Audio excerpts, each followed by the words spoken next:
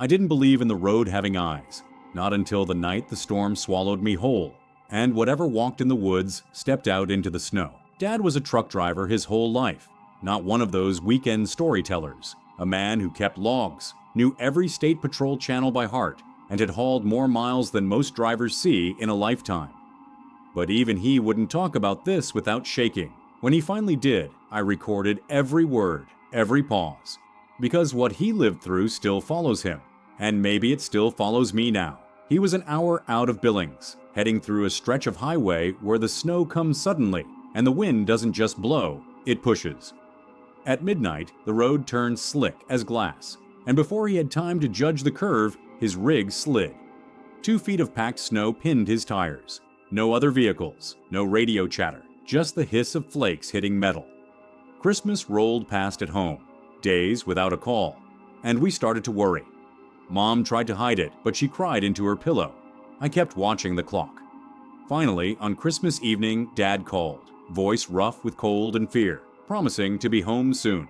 He had his cab stocked, provisions, a portable DVD player, hours of movies. He tried to sleep while the truck idled, figuring morning would bring clearing roads. But when he woke up, the engine had died. The cab was cold, too cold. The keys were still in place, so he twisted them. The engine coughed to life, but the sound was wrong. A metal scream, like pipes tearing and fluid boiling. The dashboard blazed every warning light imaginable. Steam hissed from the hood vents, the scent of burning coolant thick in the air. He shut it off immediately. When he stepped outside into the snow, the silence hit first. Not quiet, silent. No wind, no stray animal calls, just white snow glowing faintly in the dim night. His boots cracked like thunder. He didn't know it then, but that silence wasn't normal.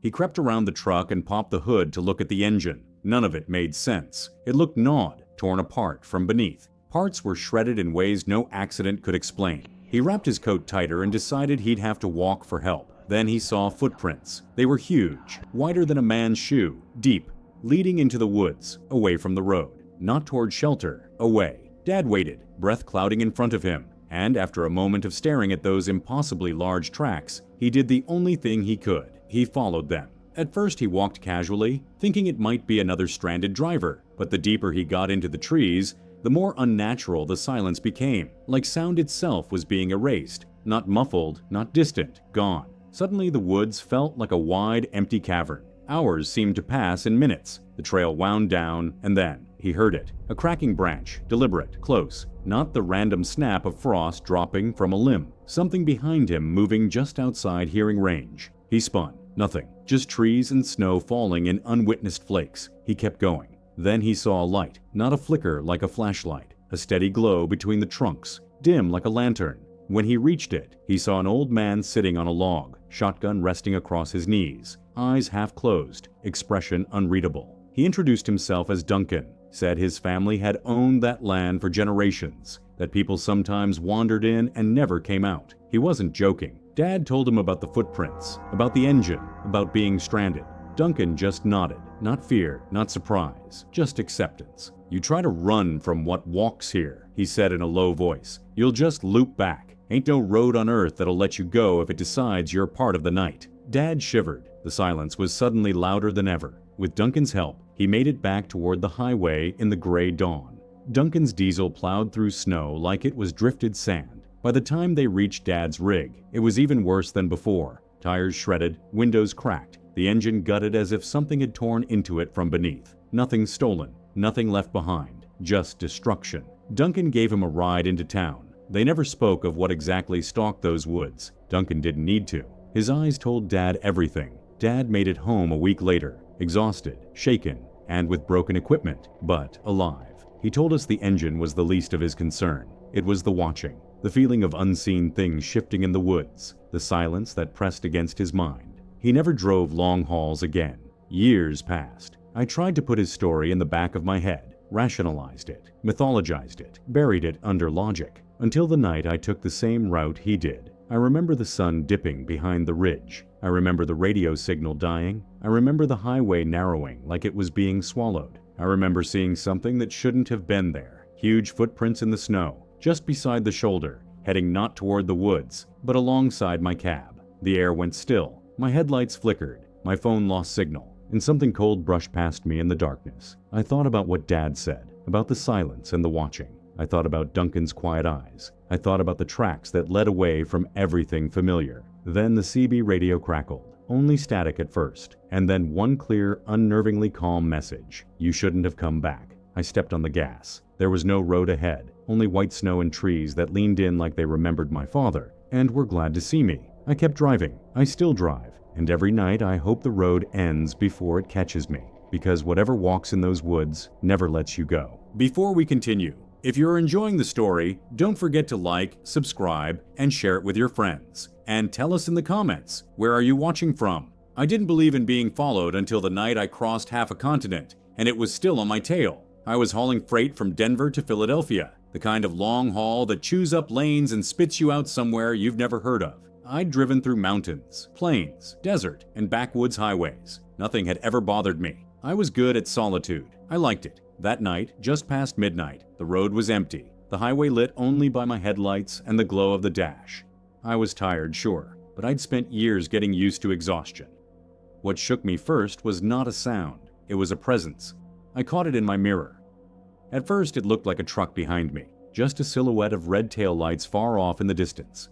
I flicked my indicators, changed lanes slightly, and expected it to pass. It didn't. For the next 10 minutes, I watched those lights stay exactly where they were, not fading, not drawing closer, not dropping back. Then I saw the headlights appear in the rear view, bright and enormous, as if whatever was behind me wasn't another vehicle. It was two headlights without a body. I said something out loud, as if talking to myself would ground me in reality. I tapped the radio. The CB crackled static, but no other truckers answered. It felt like radio silence was swallowing the whole world. I pulled off at the next rest stop, a stretch of concrete and yellow lights I'd passed dozens of times. Normal, mundane, safe. But when I stopped, the rear view still showed those lights. I turned the engine off. The only sound was the hum of idling electricity and my pulse in my ears. Then a single honk came through the speakers, not from my horn, from somewhere behind me, through the static of the unused radio. My hands froze on the wheel. I wasn't alone. I drove on, trying to convince myself it was another trucker playing a prank. But the highway behind me kept lights exactly matching my speed, almost mirroring me, no matter how fast I accelerated, no matter the curves, no matter the hills. Hours passed. The sun began its slow crawl toward dawn, but the thing didn't disappear. It just stayed there, haunting the edge of my mirrors. I tried calling dispatch, no signal. Tried calling home, no signal. Even my GPS blinked and died, leaving a blank screen where roads were supposed to be. At some point, I couldn't tell you how long, something touched the back of my truck. A rap, hard, like a fist against steel. I didn't stop again. My eyes stayed glued to that mirror, to those twin lights that never seemed to blink or back off. They just followed. I crossed state lines, mountain passes, stretches of forest no other drivers were on. At one point I drove past a mechanical rest stop that shouldn't have been open, lights flickering, and for a heartbeat I thought I might get help. I pulled up. The lights behind me didn't break. I stepped out of the truck. The world was silent, too silent. No crickets, no wind, no hum of passing cars, just the buzz of fluorescent lights overhead. My eyes scanned the empty parking lot, and then I saw it, a shape, not quite human, too tall, too still, standing in the corner of my vision. When I blinked, it was gone. I ran back to the truck. I climbed in and locked the doors. I told myself it was stress, lack of sleep, hallucination, but it wasn't. Hours later, on a desolate stretch of highway with nothing around for miles, I glanced again at the mirror, and behind me was something standing on the road. Not lights, not vehicle, a dark outline, tall, motionless. I swallowed hard and mashed the accelerator. The truck jerked forward as if resisting, as if something in the cab wanted to stay behind. My phone buzzed. No signal, just a text. You can't escape now. I froze. My eyes darted to the mirror. The figure wasn't there anymore. Then the headlights reappeared, closer, brighter. I drove faster, faster, until the sun rose pale and bleeding over the horizon, and still it was behind me. Through Kansas, through Ohio, into Pennsylvania, still there. I passed towns awake with morning coffee, people walking dogs, cars moving normally on city streets. But the thing stayed exactly 1 mile behind me, always there. When my fuel gauge dipped, I pulled into a truck stop. I hoped the lights would disappear. I prayed someone would be parked there, someone besides me. But when I stepped out, truck engine ticking and cooling in the morning air, There were footprints behind my tires. Not human prints. Long, stretched. The gaps between steps too wide. Almost like something with extremely long legs had walked beside my truck. No other marks. Just those, leading back to where nothing stood. I climbed back in, doors locked. The CB crackled to life again, static at first. Then a voice, not distorted, clear, but not human. It said, "You left the lights on." I dropped the mic. My radio died immediately. I checked the mirror again. Nothing. Just empty road. I thought I'd lost it. Then my phone lit up again. A photo, taken from inside my truck. Me, wide-eyed, frozen. But behind me, just a hair's breadth in the glass, was something. A shape leaning in toward the cab. Not visible when I turned, only in the photo. I didn't stop again. I haven't slept. I haven't parked. I keep driving. East, then west, then north. Anywhere, as long as it stays ahead of the night. Because every time the sun dips, the lights start. And I know I'm being followed. Not by another truck, not by another driver, but by something that doesn't belong on any road. And it knows where I'm going, and it's coming with me. This is why seasoned drivers warn you. Darkness on the highway isn't empty. It's watching, it's waiting, and it never lets you go. If this story gave you chills, don't forget to like, subscribe, and share it with your friends. And tell us in the comments which part scared you the most, and drop your ideas in the comments. Your idea might be our next nightmare.